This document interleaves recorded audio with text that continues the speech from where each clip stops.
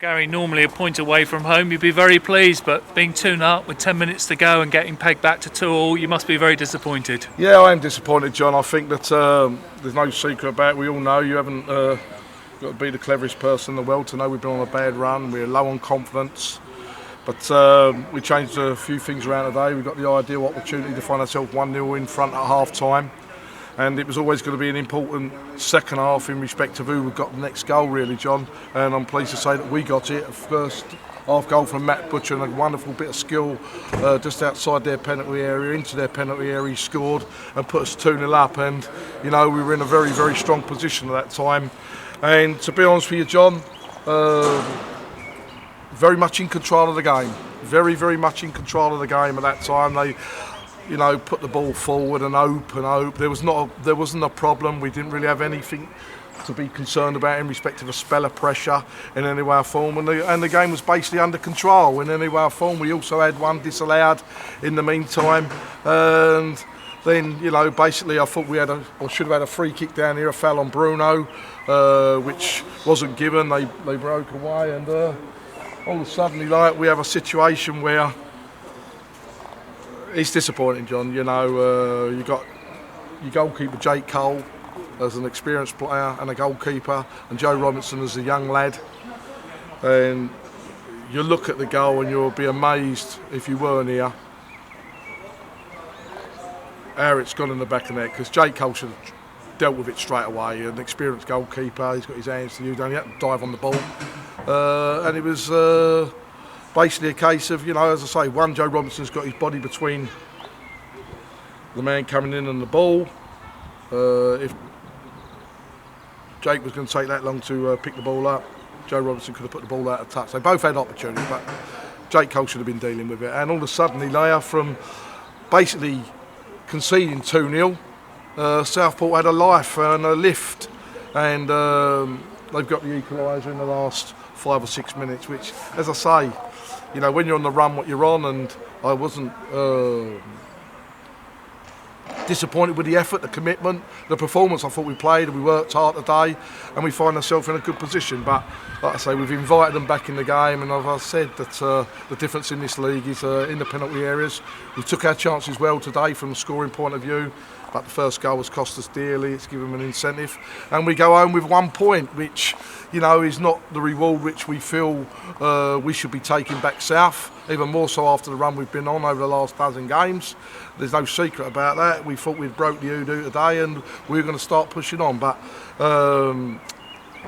what way do you look at it, John? Do you count it as another loss, or do you count it at the end of the day, or a draw? Whatever way you look at it, I look at 2 results out of the last 3, not the ideal results in one way, having a couple of draws out of the last 3 games, but we've got to keep going. We've got Gateshead at home next week. We've got a clear week. There was a lot more encouraging signs, and as much as he knows, and I think everybody witnessing the ground here today, Jake Cole will be very disappointed, because he's been absolutely superb over the last 8 or 10 games. He's been keeping us in games and keeping scores down, and he had to make 2 or 3 great saves here today, and, you know, he's very disappointed in the changing room. He's put his hands up to it, which you expect to see, but you have no problems with that. He's a top keeper, he's a good lad, but as I say, it's 2 apiece.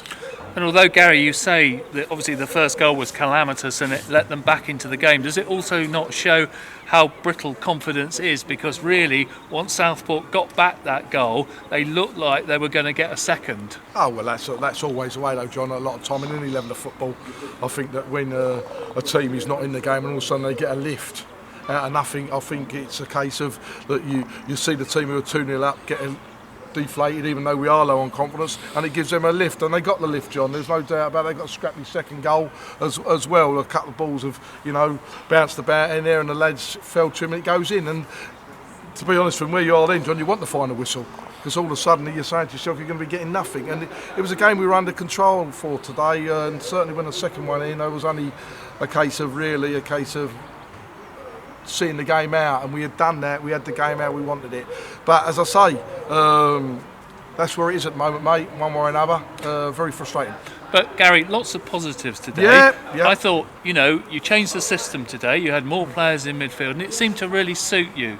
You moved the ball about with more tempo. The passing was crisper and created opportunities as well. And Alex Smith came in on the left-hand side, and he put over some very, very decent crosses in the first half. Yeah, well, being fair, John, whether you notice it or not, it's been the same system the last 3 games, really, against Welling and against Kidderminster and today. But I totally agree with you. We tend to be settling into that system, and we had a lot more composure on the ball today. We looked after the ball a lot better at times, and we had a nice bit of width, as you correctly say, with Alex Smith, who put 4 or 5 great, very, very good balls into the area in the first half and showed a good turn of speed and skill at times. But when it's going against you, John, he comes off at half-time injured.